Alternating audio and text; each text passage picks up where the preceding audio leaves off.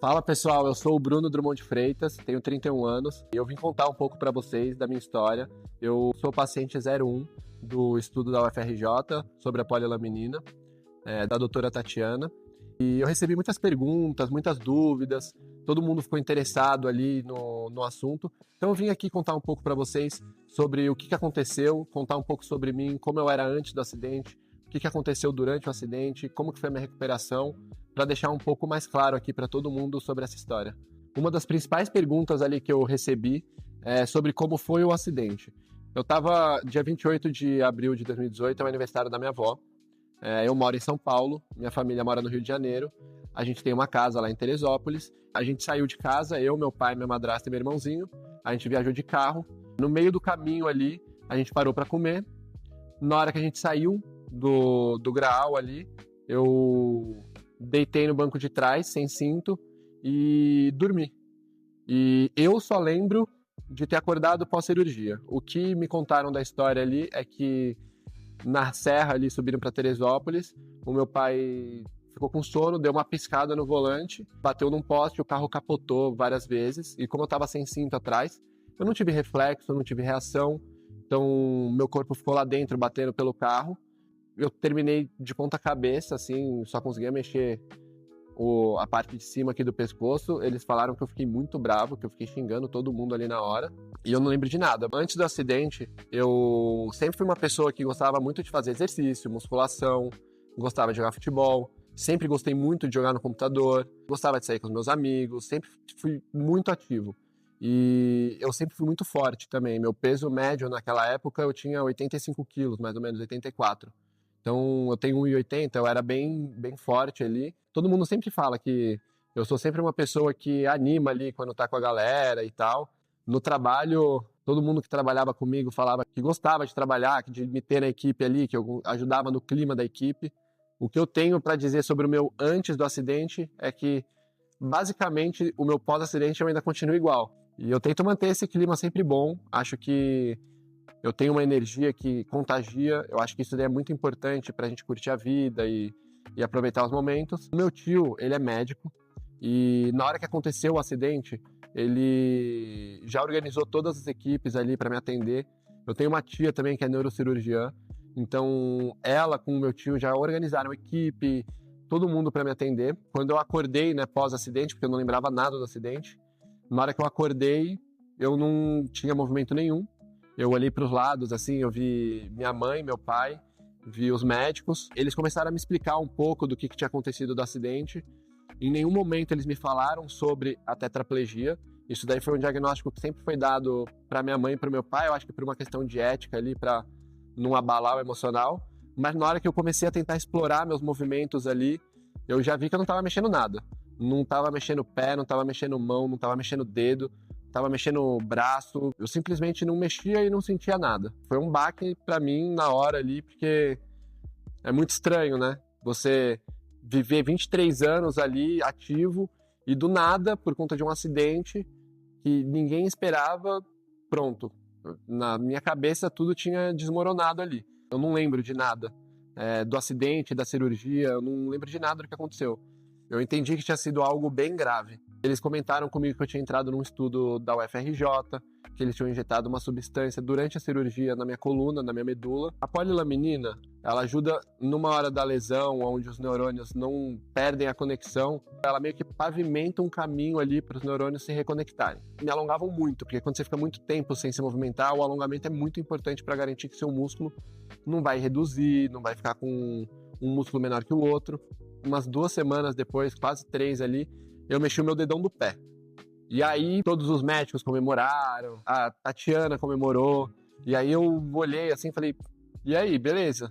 Eu mexi o dedão do pé, mas o que eu vou fazer com o dedão do pé se o corpo inteiro não mexe, né? Eu não entendi nada porque eles estavam comemorando, e aí eles me explicaram um pouco de o que significava isso, né?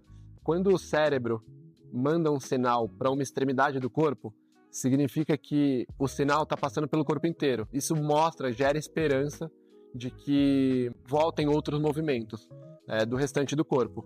O meu diagnóstico era de tetraplegia, os médicos falavam para o meu pai e para minha mãe que eu ia ficar de cadeira de roda pro resto da vida de forma dependente. sempre ia ter que ter alguém me carregando, alguém me auxiliando e tal. E quando eu fiz esse movimento do dedão do pé, que eles começaram a mudar um pouco o discurso. Quando eu mexi o dedão, eles falaram, não, agora eu acho que ele vai conseguir andar de cadeira de roda, mas de forma independente. E aí o tempo foi se passando, eu comecei a recuperar alguns movimentos. Todos os movimentos que eu ia recuperando bem aos poucos eram todos muito suaves, movimentos muito tímidos. Conseguia fazer um movimento só na vertical de esticar a perna, só que eu não esticava. Eu só acionava o músculo. E no hospital o pessoal ia me estimulando. Eu fiz muita fisioterapia de prancha, por exemplo. Então, quando você sofre um acidente desse, eles te colocam numa prancha, que você está na horizontal, e eles te colocam na vertical. Aí você desmaia. Porque você tem que voltar a recuperar a parte do sangue rodeando pelo corpo, assim. Então, essa foi uma coisa que eu fiz muito, desmaiei muito fazendo esse negócio. Aí colocavam minha perna num negócio de bicicleta que era automático, não era eu que mexia. Mas parecia que ele estimulava o movimento, porque era automático e ele ia fazendo ali os movimentos. E aí essa foi a minha fase no hospital. Então, no hospital ali durou acho que 1 mês e meio, aproximadamente. Eu saí do Rio de Janeiro e fui transferido para a ACD. A ACD é uma instituição brilhante, os funcionários muito carinhosos. Eu fiquei lá acamado no quarto, acho que quase 2 meses, fazendo fisioterapia todo dia, de manhã e de tarde. Muita fisioterapia ocupacional, muita fisioterapia na piscina e muito alongamento, muita fisioterapia naqueles tatames. Outra coisa muito legal que eu fiz lá na CD que tem é uma máquina, né, um robô que eles te colocam de pé assim, prendem sua perna, te prendem inteiro e ele simula, tipo, caminhado assim, é bem da hora. Eu vou até deixar umas imagens aí para vocês verem que o negócio é muito tecnológico. Eu fiquei lá na CD aproximadamente 1 mês e meio, 2 meses. E aí, quando eu saí da CD, eu voltei para casa do meu pai. Eu sempre estive acompanhado de 2 enfermeiras. Nessa época, eu ainda não tinha controle de urina. Se eu precisasse fazer xixi, eu tinha que usar sonda. Ou ele escapava, ou eu tinha que usar sonda. Aí no banheiro também, eu não conseguia, não tinha total controle para fazer o número 2 ali. Tinha que usar supositório, eu sempre tive que ter esse suporte para ir recuperando. Continuei ainda indo para CD. Catei muito milho durante essa recuperação, porque para recuperar o movimento fino do dedo, ele tem a coordenação. E a prioridade ali era eu recuperar o movimento da pinça. Meu movimento da pinça no lado direito, ele é bom, ele funciona bem. No lado esquerdo, ele é bem frágil, assim, ele é até que é útil, mas não chega nem perto do lado direito. E aí eu fiquei em casa, fiquei acamado lá em casa e meu pai me levava para fazer fisioterapia todo dia. Meu pai, ele é bem disciplinado, tipo, o bicho é brabo, eu não podia faltar, não podia, tinha dia que eu não queria ir, ele não deixava. Nesse tempo inteiro que eu passei de trajeto, desde quando eu mexi o dedão do pé, o meu ânimo parece que mudou ali, tipo, parece que virou uma chave que eu voltei a ser quem eu era antes já. Então, eu voltei a ser animado, voltei a acreditar que eu ia recuperar. Acho que a motivação durante todo esse processo é super importante. Uma pessoa que não aceita que é um acidente, que essas coisas acontecem e, pelo menos, da graça a Deus estar vivo, tem que tentar recuperar, tem que tentar se esforçar. O mental muda muito ali na recuperação, ele é super importante. A polilaminina, ela é um medicamento que vai ajudar a conexão dos axônios. Agora, se não tiver o mental da pessoa ali ajudando, motivando, mantendo a disciplina de fazer exercício, não vai fazer o milagre de você voltar a fazer tudo voltar, por exemplo, na situação que eu voltei. Eu acredito muito nisso. E aí eu comecei a fazer fisioterapia particular, eu fiz na PhysioAction com o Dr. Enio, genial. Ele é um especialista de lesão medular e pessoas com deficiência, e ele tem várias técnicazinhas ali na hora de fazer os exercícios que são muito úteis. E aí eu vou dar como exemplo uma, que acho que foi a mais brilhante ali, que me fez eu me sentir um bebezinho ali, muito esquisito, é que ele me colocou para engatinhar, para eu voltar a andar. Eu não sabia que eu não tinha sensibilidade do torso direito, do meu tronco ali, e ele me colocando para engatinhar, eu comecei a entender que eu conseguia travar meu corpo, assim, de um jeito que eu pudesse voltar a andar. E aí, depois de engatinhar, ele começou a me botar de pé, começou a provocar a minha caminhada ali, e eu fui evoluindo muito rápido depois disso. Comecei a evoluir, saí da cadeira de roda, fui para o andador, aí do andador eu fui para muleta, da muleta eu fui para bengala, E aí, da bengala, eu saí e já comecei a conseguir fazer mais uma musculação, começar a fortalecer meu músculo, porque não adianta nada você voltar a ter um movimento e o músculo não tá ali para ajudar. Então, fazer musculação para recuperar o músculo, tudo isso é muito importante na recuperação. Na hora que eu comecei a ficar mais independente, assim, por exemplo, a primeira vez que eu consegui fazer xixi, isso foi uma puta de uma conquista. Todo mundo que passa por uma lesão dessa sabe que toda mini conquista ali é uma vitória. Então, pô, eu não conseguia fazer nada, né? Na minha recuperação ali no começo, eu não conseguia nem virar da cama, eu tinha que ficar pedindo para as pessoas me virarem, eu não conseguia comer, não conseguia escovar dente, não conseguia ir no banheiro. Aí eu comecei a recuperar e aí eu, por exemplo, comecei a conseguir amarrar o tênis. Eu treinei muito amarrar o tênis, porque eu não tinha esse movimento direito. E aí eu fiquei muito feliz, obviamente. Tipo, não precisava mais de uma pessoa vir para amarrar o meu tênis. Sempre foi uma recuperação que, assim, eu que passei, eu achei demorado. Mas quando eu me comparo às outras pessoas, quando eu fiquei na CD, eu conseguia me comparar com as pessoas que tinham a mesma lesão da minha. Tipo, as pessoas não conseguiam se recuperar na mesma velocidade que eu estava recuperando. Eu espero que todo mundo tenha a possibilidade de acessar a polilaminina. Eu sei que ainda está na fase de estudo, que existem as burocracias para acontecer ali, para as pessoas terem acesso. Eu fui a primeira cobaia, fui o paciente 01 ali, que foi um teste da substância. Ela já tinha sido testada em rato e tinha tido sucesso. E o meu primeiro objetivo aqui com esse vídeo é que as pessoas que estão acompanhando tudo que está repercutindo na mídia e tal, tenham um pouco mais de conhecimento sobre o que aconteceu comigo. Queria que as pessoas se motivassem com a minha história também. Acho que isso é muito importante, de ver que é possível recuperar, que existe uma possibilidade. A minha lesão foi numa lesão aguda, então foi uma injeção que aconteceu na hora pós-acidente, menos de 24 horas depois do acidente.